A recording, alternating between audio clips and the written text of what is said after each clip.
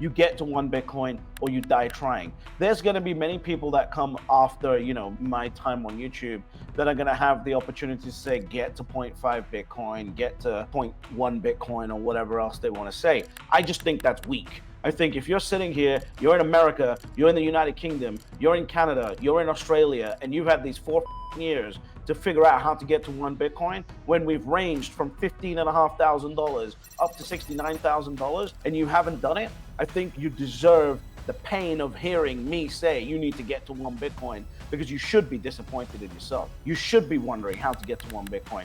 You know why? Because I get emails from people that watch my videos from the Philippines who have figured out how to get to 1 Bitcoin. So if you're telling me you're sitting in America and you can't get to 1 Bitcoin, stop being a soy boy and figure it out. That's it. You got one chance to do this. And if you don't do this, it's only going to be, Bitcoin is very, very simple, right? And the proposition is very, very simple. There's only 21 billion. You've got to own as many as you can. You got one chance to do it. And your progeny is going to cuss you out if you listen to Spaghetti Boy sell your Bitcoin at $200,000, which is where he says his power law gets to this cycle, and then it does a hockey stick straight to 500,000 because the United States starts buying. Go look at the chart for Tesla in 2019 and 2020. Nowhere in science is what they call, or in maths, what they call the power law. Like, it's not a law. Like, it's literally an opinion and an extrapolation based on the directional data that's already come into fruition. So really, as new data comes along, it is going to be refit. Therefore, it's called a curve fit. And there's no power to it, and there's no law to it. Bing bong. I am back with another edition of the State of Bitcoin podcast, where I've got the man, the myth, the legend, British Hodl in the house. But British, the power law has been making waves on Bitcoin Twitter, and you've been very outspoken against it. Why do you not believe it? And do you think it might be undershooting the potential price run up? Well, firstly, thanks for having me. The introduction that I've been given is this is the bar stool of Bitcoin. So I guess we're gonna unload a little bit. And with that first question, I can see exactly how this thing's gonna go. So I guess we're gonna have a little bit of fun here. Look, Spaghetti Boy thinks that Bitcoin follows some kind of two lines, which is basically a curve fit. Now, I'm not a PhD in mathematics, but they also said this about internet adoption, right? They also said this about many things, and internet adoption recently just moved away from its power law, quote unquote power law. And I laugh because nowhere in science is what they call, or in maths, what they call the power law, either. Like, it's not a law. Like, it's literally an opinion and an extrapolation based on the directional data that's already come into fruition. So really, as new data comes along, it is going to be refit. Therefore, it's called a curve fit. And there's no power to it, and there's no law to it. It's basically an extrapolation of previous data. So yeah, even though I'm not a math PhD, 5 minutes asking Chat GPT to explain what the a power law is kind of tells you that this guy's a moron, right? And it makes sense when you studied mathematics at the University of Maharashi, whatever the that it is. This is where we're at in Bitcoin, right? So look, bottom line is Bitcoin is very, very simple, right? And the proposition is very, very simple. There's only 21 billion. You've got to own as many as you can. You got one chance to do it, and your progeny is gonna cuss you out if you listen to Spaghetti Boy sell your Bitcoin at $200,000, which is where he says his power law gets to this cycle, and then it does a hockey stick straight to 500,000 because the United States starts buying, for example, right? I just don't think it's worth the risk to listen. And here's the crazy part. If you had this power law and you knew about it, why are you even talking about it? You should be using it to go and raise, $20 billion to set up a hedge fund if it's really that impressive, not selling $20 a month subscriptions, which is what Pastor Boy's doing. Is that a good start? Is that, did I live up to the spirit of Barstool of Bitcoin yet, or what? Or where else are we gonna go with this? Yeah, man. I mean, it's great, but why do you think the accession with like this power law or predicting the Bitcoin price in general? Because last cycle we saw, the stock to flow make waves with Plan B. He gained a lot of popularity, and then all of a sudden he was nailing it until he wasn't. So why do you think there's this big obsession to try to figure out the Bitcoin price instead of just, I guess, hodling here and make it easy? Yeah, that's a really good question. And that now we're talking about human psychology. Human psychology is very afraid when it is dealing with something that it doesn't know, it's unfamiliar with. And all of human psychology, modern human psychology, when it comes to investing, has been based on the S&P 500, has been based on the QQQ, has been based on real estate. That's basically going up 7 to 15% a year, and you can get your head around it. And now you got an asset that goes up 400% one year, takes an 80% dip for the next 3 years, and then goes up another 400 or 500%, in 4 years. Like, this is something that human beings are not used to. We've been conditioned to deal with cash flow. We've been conditioned to deal with regular income. We've been conditioned to deal with all of these things that Bitcoin doesn't allow for. We are breaking the models on this. And you can tell this because look how many people missed out on Tesla in 2019, 2020. And guess what happened? That's the closest thing that I can relate this to when I'm talking to people when they're trying to talk about the power of opinion or whatever else. It's like, go look at the chart for Tesla in 2019 and 2020. And the Russell 2000 asset managers decided one day that they needed an allocation, and that was it. You were your complete allocation, if you were trying to trade in and out of it, was completely gone, and you missed out on so many opportunities because you were trying to time the price. And you can't do that with a once in a species asset like Bitcoin. Now, do you think the human psychology just can't grasp the digital scarcity aspect of it, but or is there some other aspect about Bitcoin that, maybe the psychology just can't grasp? It's not the digital scarcity. Human psychology can't handle the idea of finality of scarcity in anything, right? Human beings wouldn't be able to handle it if we told them that there was actual scarcity with gold. There is an actual scarcity with gold, which is why we can deal with gold. There is an actual scarcity with real estate, which is why we can deal with real estate. We have never ever experienced an asset that will drive human beings to Hunger Games level of acquiring this asset, desiring this asset, when it comes down to everyone is educated on what it is and how it works. We have never ever experienced this. Human beings have never ever experienced an asset with absolute finality of scarcity. And that's why everyone's trying to box it in. Oh, it must fit this model. It must fit that model. Like we don't know how to deal with this asset. And what we're experiencing right now is the chaos of it. That's all it is. Yeah, so with that chaos, we've seen, ETFs, we've seen traditional finance start to get into it. We've seen countries start to get into it with, El Salvador, Kingdom of Bhutan now mining, and maybe some others, the US potentially using it as a, strategic reserve. But we've been kind of floating around this 60K mark then. So, like, who do you think is selling off on this news, and why haven't we seen then this big blow off the top just yet? In last year, I said that what we're going to go through as soon as the ETFs are approved is in markets, it's a rotation but of owners, right? So what we've had is we've got a lot of people out there that own 1,000 plus Bitcoin, for example, and they want to sell because they've been holding since it was $5 a coin, right? So they want to sell. The ETFs are here. They want to offload. They want to enjoy their life. They want to buy a house. They want to take care of their family. They want to do whatever they're doing. And so what's happening right now with the fact that the price has been so stable is quite remarkable when you think about an asset like this. And the reason why it's stable is those people are selling into the market and the ETFs are extracting from the market. BlackRock, since launch on January 11th, has had, I think, 4 days of net outflows, and the net outflows are a total of like 150, $200 million after the $20 billion that went into it, right? So what's happening here is a rotation of owners, and this is going to take some time. It's just natural, right? As people sell, people buy, and this has to happen and clear out. Once it clears out, we're going to start seeing the price go one direction because BlackRock isn't selling, right? The clients that are using the BlackRock ETF, these are not people who are trying to buy a house.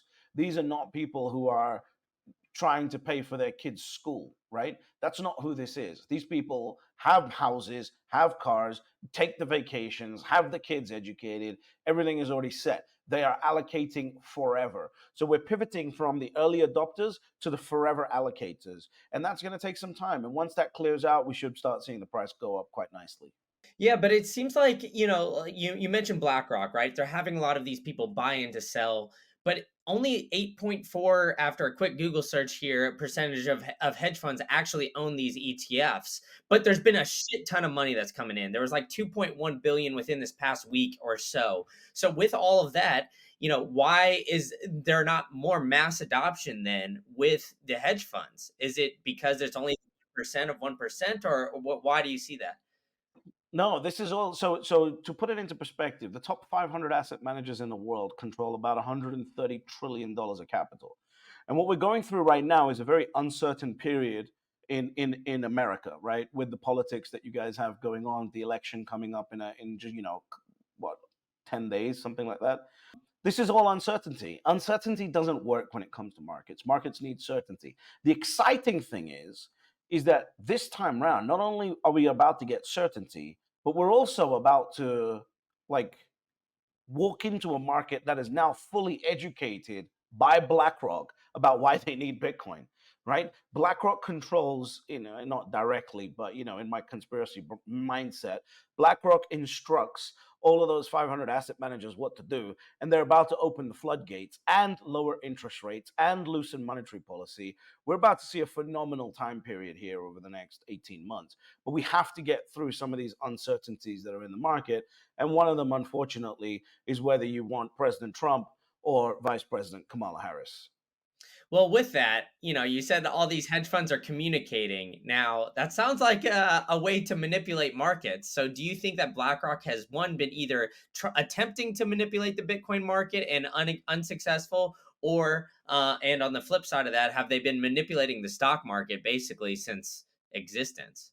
There is no such thing as manipulation of markets, right? I know a lot of people here like to use that phrase and whatever else, but when you study, like everyone likes to talk about the gold markets being manipulated. Peter Schiff, Robert Kiyosaki, all these people like to talk about that. The reality is they've been investigated. JP Morgan got fined, I think, $30 million for it. And all they were doing was quote unquote spoofing the market, which is if the price is at $2,500 an ounce, they'll put bunch of sell orders at 2,400. As the price comes down to it, they'll cancel the sell orders. There's never been this crazy amount of manipulation in the markets. The whole point of ETFs actually was to make the markets more efficient. So when everyone talks about manipulation, what they're actually talking about is natural human instinct. Because if I had that amount of capital to push around, I would also be using algorithms to time when I should get in and only put certain sell orders or certain buy orders in order to make sure I get the right price. Because the worst thing you want to do is at a $60,000 Bitcoin, go in and put $4 billion worth of buy orders in there because the price is going to skyrocket. So what you want to do is you sit there, you build an algorithm, and Coinbase is doing this for Michael Saylor, and he's talked about this. You build an algorithm and it sits there. As soon as someone sells, let's say someone sells zero point 0.1 of a Bitcoin, he wants to buy 30,000 Bitcoin.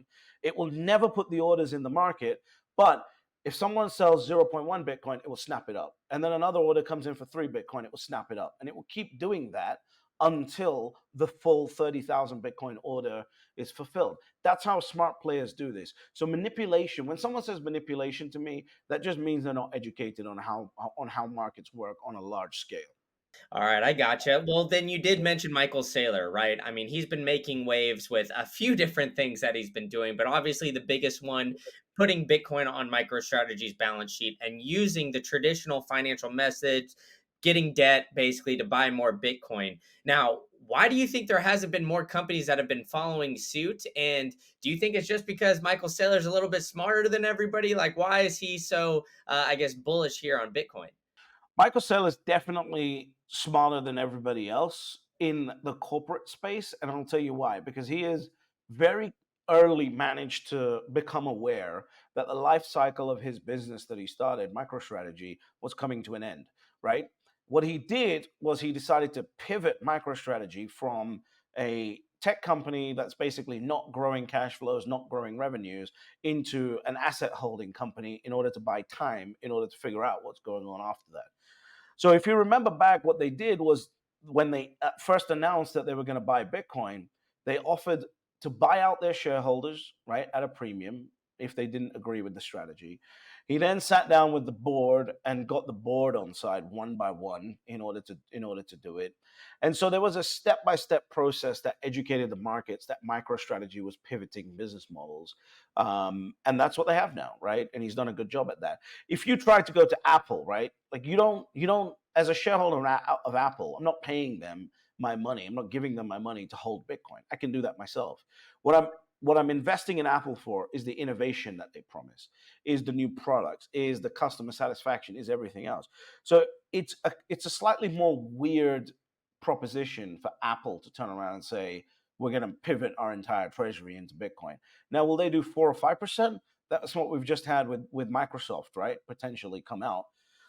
That's an option, and we'll see whether they execute on that or not. But as far as like other businesses being smarter or not, no, I think that MicroStrategy was just in a very unique point at a very unique point in its life cycle. And Michael Saylor, who I've had the pleasure of meeting, the man is one of the probably, if not the smartest person I've ever met, the fastest thinking person I've ever met, and he was just willing to ride with it. And that's what you get. You grow your company valuation from 1.6 billion when I first started buying to $40 billion. Like it's a nut story in a 4-year window. Yeah, and I think, he also has the unique situation of just, the software company being sticky, having constant cash flow coming in order to pay off that debt to buy more Bitcoin. But, you brought up Microsoft, because I think this is kind of interesting, right? They're having a vote in December to put Bitcoin on the balance sheet. But in that notice, they said basically they don't want to do it. Now, with seeing the success of MicroStrategy, why would you play devil's advocate for me? Why wouldn't you want to do it? Yeah, because well, let's clarify who said they don't want to do it. This is a vote for the shareholders. It's the board that's saying we urge the shareholders to vote no, right? So if you're a board member of Microsoft and your shareholders say, hey, I want shareholder value accreted to me, and in order to do that, I'm going to need to buy Bitcoin. What are you saying about the board of Microsoft thus far, right? You're basically saying they haven't delivered any value appreciation for you, and in order to beat this tiny company called MicroStrategy, Microsoft needs to turn to Bitcoin rather than their own innovation. So the board will need to be re-educated and reset, which it will be if the shareholders are aligned with it. So we'll find out on December 10th whether they want to go ahead and study that or not. But I will say, who the top two shareholders of Microsoft are, right? Number one is Vanguard, and everyone says Vanguard has a problem with Bitcoin. They don't. They actually just they prefer Bitcoin through equities, right? Because all that time period where they were, shutting down Bitcoin ETFs, you could still go and buy MicroStrategy, right? You could still go and buy MicroStrategy through Vanguard. So Vanguard likes Bitcoin. They just want it through equities, which sticks with their premise of who they are. And the second biggest shareholder is BlackRock. So it's like, is this a game that's being played in the background? I just released a video on this, so we'll see how this pans out. I do think it's probably a game being played on it, if I'm being honest here. I don't believe in coincidences. Yeah, I'm with you on that. But, you also talk a lot in your videos about getting to 1 Bitcoin. Now, Yeah. we've talked a little bit about the price kind of floating around 60, 67K, I think it is at the time of this recording, and how there's a potential to blow off the top. Now, why do you think it's so important to get to 1 Bitcoin? And obviously, that's going to get a lot more harder, here potentially in the next few months. So, do you think that's even obtainable for the average person here going forward?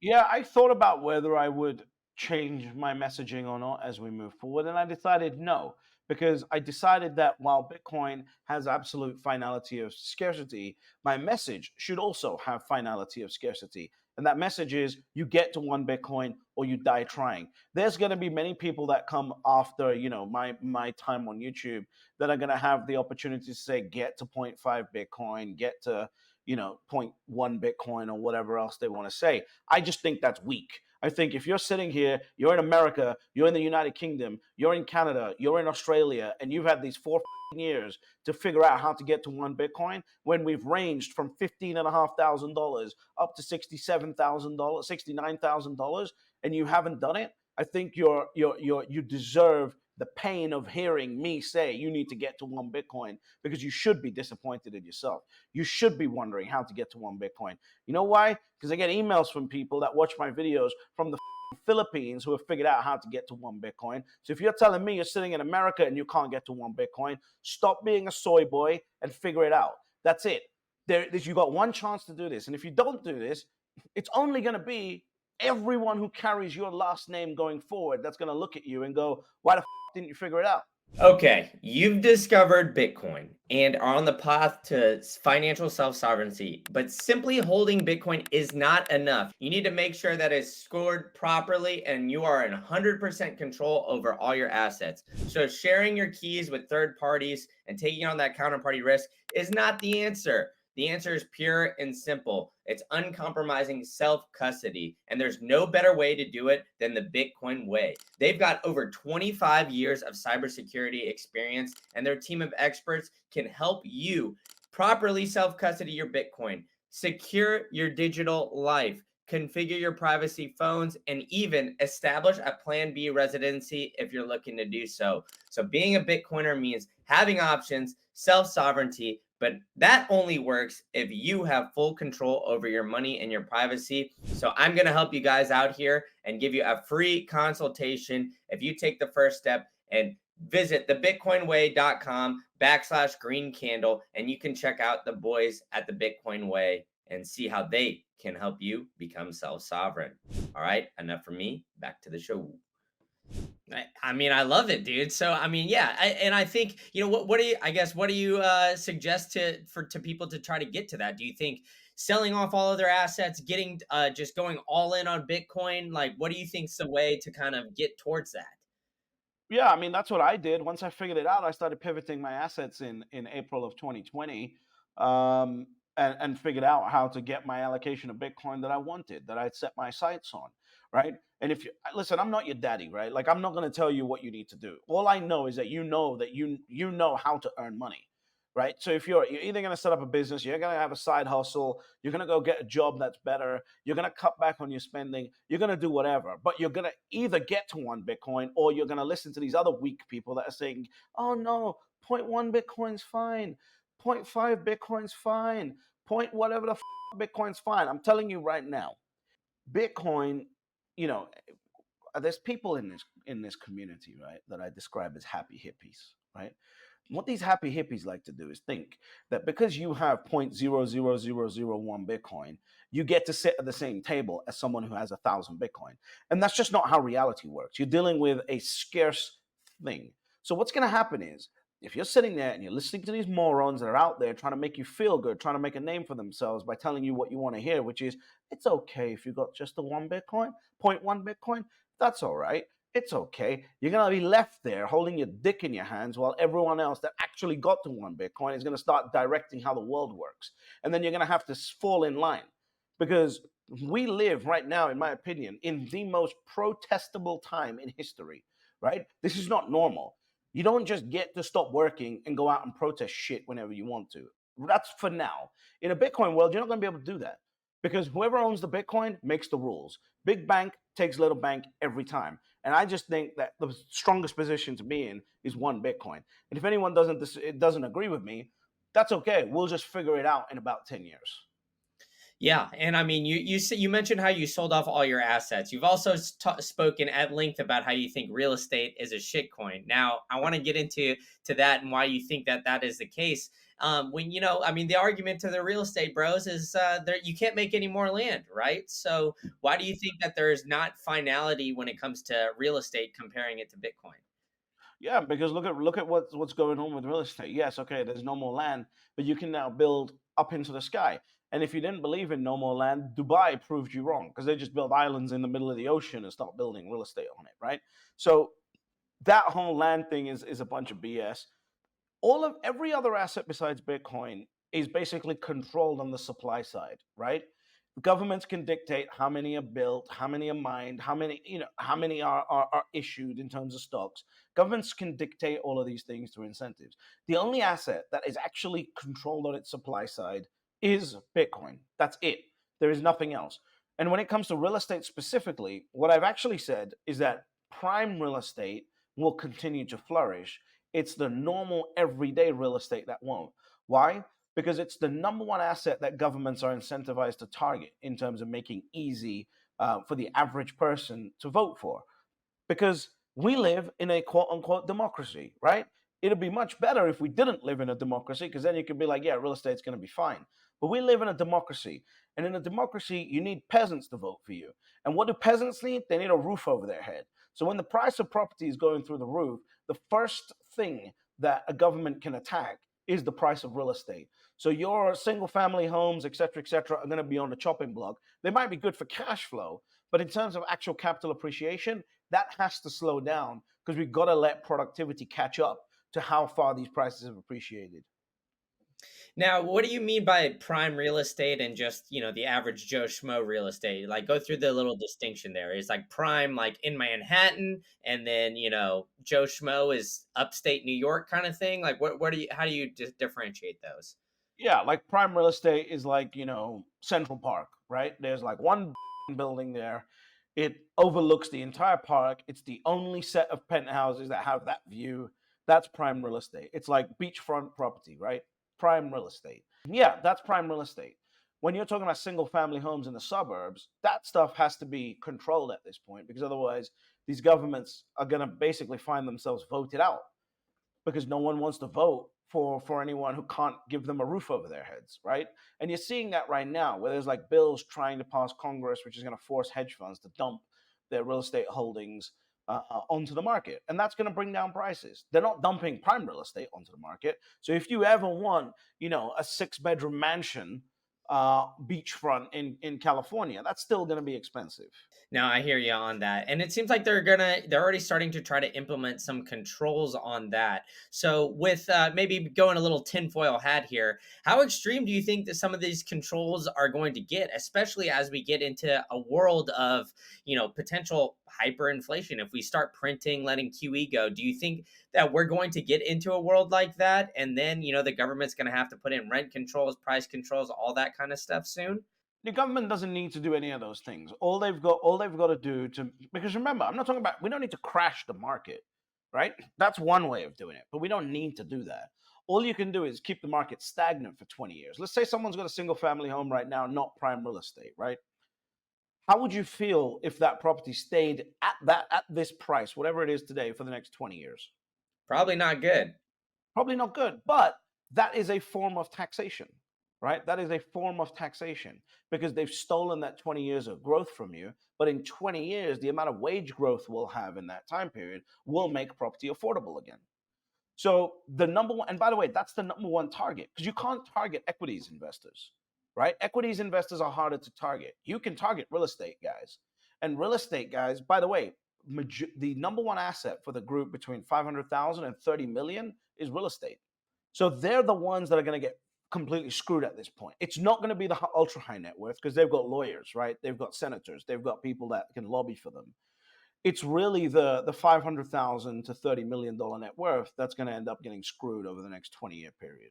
Are you looking for a way to earn some free sats? Who isn't? Well, I've got the perfect way for you. It's an app called Yopaki. Besides having the absolute coolest name in the game, they've got an interactive card game called Loteria. Oh, look at that accent. I'm just hitting it, huh? That can teach you the history of Bitcoin and financial literacy. They've got amazing services and one of the slickest mobile wallets. Download it now using this link, and you can get 500 sats on the house on Green Candle, and then you can play Loteria every single day in order to potentially get some sats. All you got to do is match the cards, and it's an extremely fun and interactive way to learn more about Bitcoin.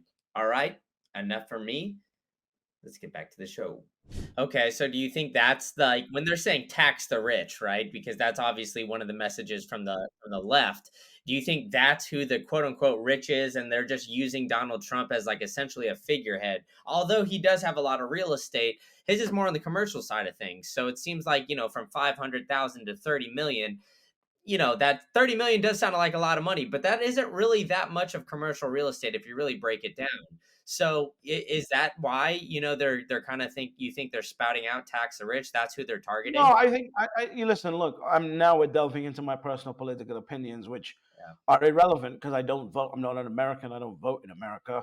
But as far as I'm concerned, they're spouting that because they're stupid, right? It's just as simple as that. The left is stupid, and they're spouting tax the rich. They don't realize what they're really talking about is taxing their own mums and dads because that's who's going to fall into that category. Now, if they end up trying to come up with an unrealized cap gains and this, that, and the other, I think that would be disastrous for American capital markets. And I just don't think that's going to happen. By the way, I can't see the people that actually controlling America letting that through. So I don't see that happening. Yeah, that's all fair. All right, now enough of this real estate talk. We'll get back into Bitcoin. We'll get it back to the juicy stuff here. So, obviously, Bitcoin has been somewhat on the ballot. We've had Trump, RFK attend the Bitcoin conference.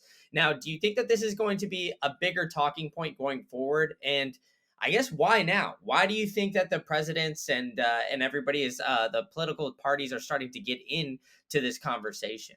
Yeah, well, the one thing I don't think for 100% sure is that President Trump or anyone on, any of the elected senators sat down and read the Bitcoin standard. I do not think that happened, right? I'm much more inclined to believe that an envelope showed up on their desk and it basically said, if you want any more campaign funding from this source, you're now pro Bitcoin. And they all went, yeah, well, I guess I'm now pro Bitcoin, right? I do not believe that these elected senators are morons that are taking everyone to war at the first sign of trouble are going to sit there and suddenly have a come to Jesus moment about Bitcoin. I think they've been incentivized to do so, and that's just my speculation on that. Now, as far as why are they doing it? Well, I think it's a growing asset class. When you think about Charles Schwab's latest data with how many people, I think it's an exponential amount of people, generation to generation, that are going to start owning Bitcoin and owning digital assets. So whichever party, and it happens to be the Republican Party this time round, who has figured this out, can become the party of that asset, I think that benefits them long term. And I think that's what they're looking at. I think they're looking for votes. They're standard politicians. And I think if they really understood Bitcoin, I don't think President Trump, by the way, who I like, was the only one in the United Kingdom as a non-American wearing a Make America Great Again hat in 2016. I think if he understood it, he wouldn't have said, have fun playing with your Bitcoins at the end of the speech. Is that unfair? No, I don't think that's unfair at all. I agree with you. I don't think he really understood it. I was there when he had the talk. I think, he did realize he used it almost as like another campaign speech, like on the trail, to be honest with you. And, Yeah, you know, it go, is what it is. Like at the end of the day, I don't need the president understanding how Bitcoin works. The president's job is not to understand how every little thing works.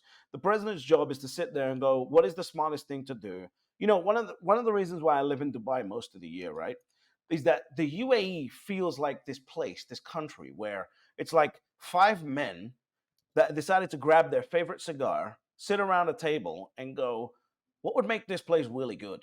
Right? And then they come up with a list of it, they debate it, and then they go, all right, make it happen. And it just happens. That's what you want the president to do. You want the president to make decisions about what's good. Now, I just brought up this Charles Schwab data on my side. Check this out. This is insane. Out of boomer ETF investors, only 15% own cryptocurrencies, right? You move that to Gen X, and it's 44%. You move that again to millennials, and it's 62% own cryptocurrencies. So this party has decided that they want to become the party of that because people are going to hopefully vote for their wallet. And that's another reason why you want to make people as poor as possible, right? Because you make people as poor as possible. Now they're dependent on the state. Now they're no longer voting for their own incentive. They're voting to be safe and be saved by the state. So there's all of these other societal agendas that are happening.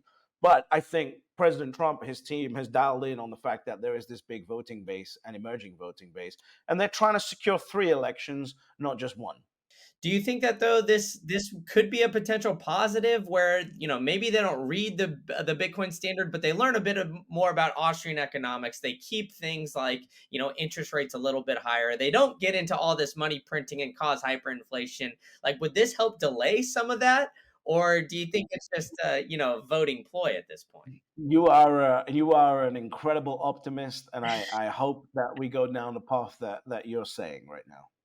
Yeah, I mean, hey, I'm always trying to look as the glass half full at a certain point in time, but I think that at this point, what we're looking at is the both presidential candidates, whoever gets elected into office, is going to want to lower interest rates. And if there's one thing that we're already learning, inflation isn't dead already, even though they've kind of marketed it that way with CPI being lower and everything like that. So my worry is that we're going to reach into a big depression, maybe recession or something like that in the next year and a half, no matter who's elected.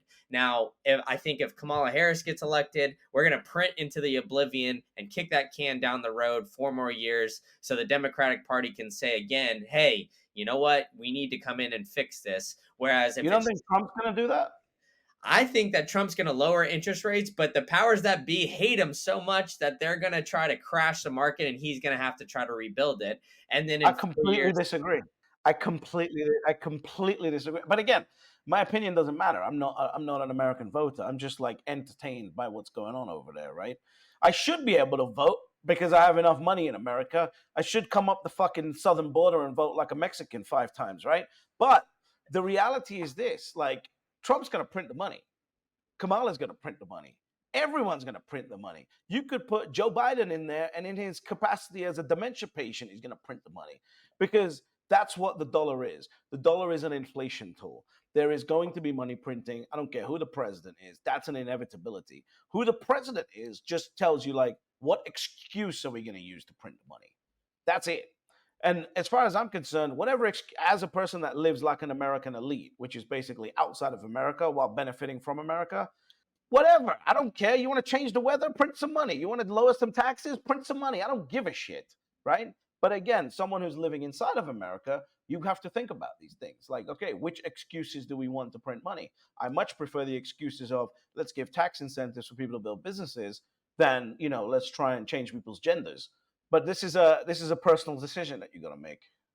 yeah, and I mean, I hear you there, and I mean, it is interesting, but I mean, I agree with you to an extent. Like, I mean, whether you like it or not, the QE, the lowering interest rates, that's theoretically a way of quote unquote money printing and getting it that way. But with that, where do you see us in the kind of macro environment right now? Do you think we're just teetering on the edge of a recession, and then that's going to be the interesting time we see a Bitcoin bull run potentially in a recession, or do you think there's a way out of this? I think we have gone from crash landing to hard landing to soft landing to Larry Fink basically coming out and saying there's no landing, right? So as far as I'm concerned, that's what's going to happen, right? Whether it's right or not, whether it's true or not, rather, in the real world, that's a different story. But what's about to happen is that America's going to do a V-shape, rocket launch here, like one of Elon's rockets, and it's going to land smooth like that, like the pylon that came down the other day, the 24-story pylon that came down. So I think that's what's going to happen. I don't think this is going to be a hard crash landing. I do not look at any data and go, there's a massive recession coming. I think doom and gloom boomers, as I like to call them, and not all of them are boomers, right? I've met 20-year-olds that are doom and gloom boomers, and it shocks me. I'm like, you should have the most optimism about the time that we live in out of anyone, because we live in amazing time period right now, right? We've got the least amount of poverty, we've got the most amount of abundance in the world. You should be taking advantage of these things, not sitting there going, oh my God, there's going to be a depression coming. So as far as I'm concerned, looking at trends, the depression of my generation was 2008, and historically, that type of thing only happens once every 70 to 80 years. So if I'm lucky, I'll get to see another one, but I think it's over for now. All right, well, that's fair to say. And then, you did bring up the reasoning for money printing. So I want to toss out a scenario to you. So theoretically, because the US has the global reserve currency, we could print the US dollar to buy Bitcoin or buy hard Yep. assets. Do you ever see that as a potential possibility? 100%. Well, they've already said that they wanted. I think Cynthia Lummis is putting the bill through, which is trying to build a strategic national reserve for Bitcoin for the US. Like, where do you think that money's going to come from? They're going to print the shit out of the US dollar to put it into Bitcoin, and that'll be great because that's what you should be doing instead of sitting there. Every country should have a sovereign wealth fund, right? There's a reason why the UAE works so well. There's a reason why the Nordic countries work so well in a capitalist way because they have a sovereign wealth fund. The United States should have a sovereign wealth fund for its people, and the fastest way to do that is to print some money and buy some Bitcoin. And they looks like they're going to do it. We'll see. Yeah, and I mean, I think even President Trump came out and said that they're looking at what the UAE is doing and potentially considering all federal income taxes and replacing them with just straight tariffs. I'll be over there faster than a Mexican coming up the southern border if they get rid of those income taxes and capital gains taxes and all that shit. That'll be great. That I wish my country did that because that would spark an era for America like you cannot even imagine. If they get rid of income taxes, they get rid of capital gains taxes, they get rid of inheritance taxes, every single person who is a value creator in the world will want to be in America. It's as simple as that. That is the best thing President Trump can do for his legacy for America. And if he manages to do it, that'll be good. I just don't believe that he's going to manage to do it. Calling all shadowy supercoders. I've got an event specifically for you. That's right. I am working with Pleb Lab to help out with Top Builder. Top Builder, it's like the Top Chef, but for shadowy supercoders. They've got a Bitcoin prize worth of $15,000 that you can earn when you showing off your skills. But not only that, you will gain valuable exposure, mentorship, and great collaboration opportunities. And a lot of people raised money last year, not just the winner. So you have the potential to show your stuff. All you got to do is sign up now. Between now and December 31st, go through 3 rounds where you are showing your skills. And then at the end, you will showcase your stuff at Startup Day down in Austin. So go ahead and sign up now and get everything started for Top Builder and showcase your stuff and help build in the Bitcoin ecosystem. All right, enough for me. Back to the show. Now, why do you think that hasn't already happened in like Dubai, UAE area? If those are kind of similar policies there, why? There's no taxes. I don't pay no taxes. What are we talking about? There's no taxes in the UAE. Yeah, so then I'm saying, Zero. like, why isn't there more prosperity in the UAE comparatively? Is it just because? What are you talking about? It was a desert 25 years ago, 30 years ago. It was a shithole, as your ex-president has used to describe certain countries. It was a desert. There was a visionary who sat there, looked at the sand, looked at the skyline, and drew out in the sand exactly what the skyline was going to look like. And 30 years later, you have some of the most forward-thinking going on right now, right? They're a brand new country. You got to give it. Imagine, look at what they're doing right now in 30 years. Imagine what it's going to be like in another 30 years.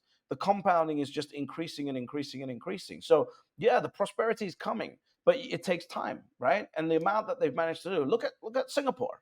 Singapore is a great example of this because the Brits gave up supporting Singapore in the 1960s, early 1960s. Singapore then was basically a socialist state run by the president, Lee Kuan Yew. Lee Kuan Yew lasted, like he just went straight from 64 or 63 all the way to the 2000s. Then, early 2000s, he decided to take a sabbatical as the leader and decided to go teach at Harvard in the USA. He was teaching there and he goes, this capitalism thing is kind of cool, right? Like this is actually creating some really good prosperity. This is a socialist leader. Went back to Singapore, pivoted the entire country after that 40 years of ruling one way to capitalism. And now you have the Singapore that you have now. It doesn't need to take a long time, but that switch has to happen. And that switch has happened in the UAE and it's accelerating. So the only thing that the US, the UK, and other countries have to worry about is how do we like actually take some of that? How do we, and the UK is now feeling this because the UK lost 9,500 millionaires or are going to lose 9,500 millionaires this year after 3,500 walked out last year. And it's just been going like crazy. And then they decided to get rid of something called a non-dom tax status, which basically means you can come and bring your money over here and you don't pay taxes on it. And now they're walking it back. right? They're considering not doing it in the next budget that's coming up in a few days. So these countries are going to have to start realizing that people are not slaves, right? Yeah, there's people that can't afford to leave that talk about leaving, but the people that can afford to leave are just going to leave. Now, you said something interesting there about, the Singapore president who came over and said, "Hey, this capitalism thing is cool." If you ask a lot of Americans, they some of them think it's not true capitalism over here. Do you subscribe to that theory, or do you think that? It's more capitalism than anywhere else in the world. America has more capitalism than the United Kingdom. It has more capitalism than the EU. It has more capitalism than Canada. It has more capitalism than anywhere. It is certainly bloated right now, right, with bureaucracy and everything else that's going on. But it certainly is the fastest place for someone who's got no assets to come and then rise straight to the top. You can't do that in the UK because at a certain level, you're going to hit an aristocratic ceiling. You just can't do it. So whereas the America, you can still get from the bottom right to the top. Albeit now they're going to use lawfare and everything else that's in the way to try and stop you, and we need to deal with those things. But it's still the best economy for someone who's starting, from scratch to get to the top. Why do you think even though I don't live in America, I still have my capital and my assets held in America? So there's a reason for that, right? And America is the best capital markets in the world, the biggest, baddest, best. And I actually think a lot of Americans need to start appreciating what they have. When I speak to my American friends, half the time they're complaining about absolute bullshit. And I'm like, you better start appreciating what you have. Otherwise, brown people are going to come over there and appreciate it for you. Hey, I mean, we've seen that already happen in Canada, and in some other places across the Well, world they as don't well. have much to appreciate in Canada. That's the problem. I'm only joking. Yeah. No, I mean, I hear you on that though too, because it is getting more tyrannical up there, to say the very least. But you've seen other countries kind of make it less advantageous for people to move there, like Italy, for example, increasing the capital gains tax on Bitcoin and other cryptos. Now, why aren't countries learning from what things like El Salvador, UAE, and all these others that are, they're seeing people mass exodus? Do they just think they're going to call people's bluff at this point? Like, what's your theory behind that? Why countries aren't making it more advantageous for the people? Because we're early, right? We're early, and if you think about it, right? Let's say the UK has I'll use the UK because it's my example. The UK has a really big advantage here because let's say in 5 years, in 10 years, I'm living in Dubai, and the UK says we've now seen the errors of our ways, and we're now going to lower capital gains tax to 5%. We're now going to lower income tax to 5%. I'd consider going back, right? I'd consider going, and the streets are safe and everything else is good. I'd consider going back because it's my homeland, right? So all these established countries have a huge advantage over the UAE and places like that because they can be wrong for another 20 years.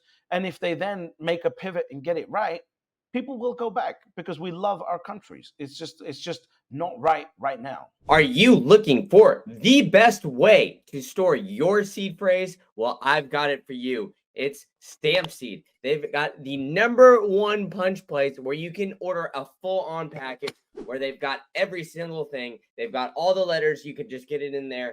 And they've got this sick hammer, which they've engineered to make it so easy for you to punch in that titanium steel plate and store your seed phrase in the most secure way possible. So go ahead and get your Bitcoin off of these exchanges and use promo code Green Candle for 15% off. They're helping power the show. They've got the Bitcoin logo. You can punch it into your seed phrase as well. If you could see it here, they've got a lot of cool stuff. And now I'm helping empower you to get your Bitcoin off an exchange utilizing Stampseed and storing your seed phrase in the most secure way possible. Now get to it. All right, back to the show. I gotcha. All right. Well, you brought it up, British. I got to get into some of these British traditions with you. I like to end the conversations with some fun things. So I want to see some of your opinions on some of the traditional British traditions here, maybe some of the stereotypes and things like that. Because I was over in London and, for some reason, they've got it more expensive than New York these days. So, Because it's one, better. you think why? Why? Let's hear it. Why is Why do I Britain? think London's better? I don't think the UK is better than America. I don't think America is better than the UK. I think that America is an evolution on the United Kingdom. I think America is the best of British um, thinking taken to a new level without a limit on your ambition, right? I think that's what America is. That's why I think we have a special relationship between our two countries. So I do not think it's better. I just think we're a bit more, we know how to do bougie better. You guys are a little bit tacky with that. Okay, but on the less bougie side, one of your traditions is the English breakfast. Now, explain to me this little like black, bean pie that you guys put on the plate with there. Why adding that? I see no purpose in that. Hey, did you try one? Yeah, and I didn't think it was good at all. Listen, what am I supposed to know? I mean, you guys have got all that high fructose corn syrup and all that shit in your food, so you don't even know what real food is. So of course, how am I going to trust an American's opinion on food now? Come on, what are we That's fair. talking But about? all right, then I have to get into the fish and chips. Then What's wrong with fish and chips now? why are French fries called chips? Firstly, chips are like thick, right? Like, what do you call them? What do you guys call Like them? the wedges, maybe potato wedges. See, this is what happens. This is what happens when you allow these people that tried to run away from the empire for a 3% tax that are now like, oh, we defeated the British, but we're completely happy getting for a 43% tax rate. This is what happens when you try to take their opinion on British culture. Look, fish and chips is a good, wholesome British meal, and it's part of the tradition. It's part of the tradition of the working class, and it's All great. right. All right, then you brought up tea, right? Obviously, we threw tea into the harbor. Tea isn't exactly huge here in the US, so why is it still such a big thing in Britain? Tea is very aristocratic, right? Because the caffeine that tea gives you is slightly different to the caffeine that the mud water that you guys drink called coffee gives you. Tea is a much better, cleaner form of caffeine. Tea was for the aristocrats, the generals that were making the decisions. Coffee is for the workers. So if you're drinking coffee right now, you're a slave, right? That's what America made you. Corporate slaves drink coffee. Aristocrats drink tea. You just by whatever you're drinking, you're just deciding which one you are. Okay, so you said the British are full of rich and they know how to do bougie. So who are the Listen, richest? I'll tell you something. I'll tell you something else. There Okay, are let's hear. families. There are families in the United Kingdom that have been rich longer than America's been around. Let's just put it like that. All right, that's fair. All right, so then why are the richest people in Britain orthodontist? Explain that one to me. Fucking yeah, I don't know about that one. I can't explain that one. Now you're asking me to defend things that are indefensible. I mean, like, what do you want me to say? We just need to all go and get veneers like you Americans, and make them as white as possible. That's what we need to do. I know that's not a great look on us. I know what that is the new hot thing in the streets here to get the veneers. The chompers are insane these days. But Yep. the last question I'll ask you is about the royal family. Like I don't, what is the allure of it, man? Like explain that to somebody like it's like I'm a little kid here. Here's what it is. The royal family. See, what you have is you have the politics on one side, and then you have the the showmanship on the other side, right? So our politicians can do what they need to do, and the royal family can represent the United Kingdom in the highest peak form of the United Kingdom as possible. Right now, we're challenged on this part, but with the Queen, name me one celebrity in the USA or one famous person that was in power for 82 years and didn't slip up once from a PR perspective. That's what the Queen accomplished. So from a British perspective, the royal family is extremely important because it's supposed to represent the highest values and ideals of what it means to be British, while the politicians can be separated to do what they need to do. Whereas in America, what you guys have is you have the mascot and the politician as one person, right? You have the president, who's supposed to be the representation of what America's supposed to be, as well as be the politician, right? And be the hard bully politician out there. And so it's all it is a separation of the mascots and the politicians, and that's extremely important to us, right? And certainly, a lot of my American friends think that there's no monarchy in America, and I completely disagree, right? Because if you're looking at Joe Biden right now, and you don't think that there's a monarchy running the country behind Joe Biden, like you're a complete and utter moron as far as I'm concerned. So don't ever talk to me about British royal family again, because clearly there is a monarchy in America. You just don't know what it is. So you think the president and your decision about who the president is actually matters. Hey, that's fair to say, man. I mean, it is kind of wild that we've already admitted that Joe Biden is unfit to run, but yet he's still He's supposed running to. it. Yeah, he's still allegedly running the whole country for another 6 months. I mean, it's absolutely insane. Can you imagine? Like you're sitting there, you're like, okay, cool. So this guy can't run again because he doesn't know what day it is. But let's just leave him in power for 6 months. Like, how does that make any sense whatsoever? Like, it's wild to me. You know what happens in my country? Then, if you're in the Conservative Party, there's something called the 1920 Commission, right? And they get together and they say, yeah, this person's unfit to run. And about 3 weeks later, that person's gone and is replaced with someone else because they cannot afford to look like America looks like right now. Right? America is a laughing stock right now to the entire world because you've got Joe Biden falling asleep on the beach while you're dealing with an ex-president that looks absolutely competent and a vice president that can't seem to answer simple questions on stage. Like, what is going on here? So that tells me something is running the American engine, and it's not the president. And that's a good thing. Thank God for that, as far as I'm concerned. Yeah, I mean, I hear you on that. I mean, I couldn't agree more with that point, to be honest with you. But British, you've been very generous with your time and playing a little tennis here back and forth with me on the British versus America question. So I appreciate that. Why don't you tell people where they can find out more about you and what you got going on? Yeah, listen. Firstly, thanks for having me. I hope this was a good barstool of Bitcoin. I like that description episode, and hopefully hope to be back. But yeah, if you want to find me, just type in British Hodl on YouTube or on Twitter, and look for this face, and you'll come across it. And I'll put all that in the show notes. And British, thanks so much, man. Listen, my pleasure. Thanks for having me, Brandon. Thank you for tuning in to the latest episode of the State of Bitcoin podcast. If you really enjoyed this one, I've got another one cooking up for you. You can click that right here and you can go to the next episode, which is an absolute banger where I'm bringing you only the latest and greatest guests.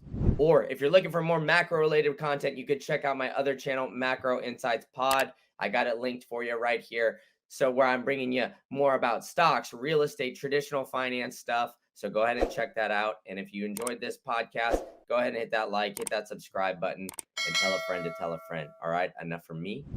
I'll see you at the next one.